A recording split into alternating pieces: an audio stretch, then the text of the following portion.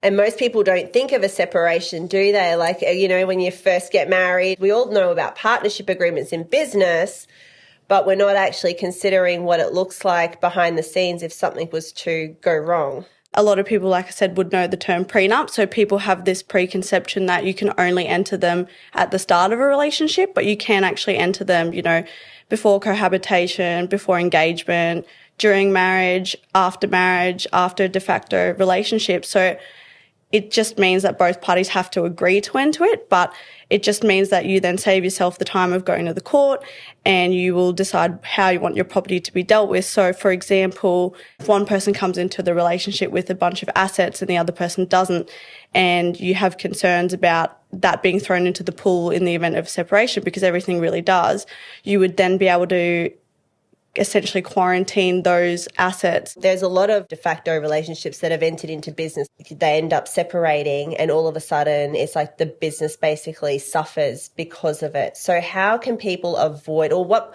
should people consider, and when should they consider a financial binding agreement? If it comes to, your business, a financial agreement can also then specify terms of how that business will still be run following separation and I guess how it would be dealt with.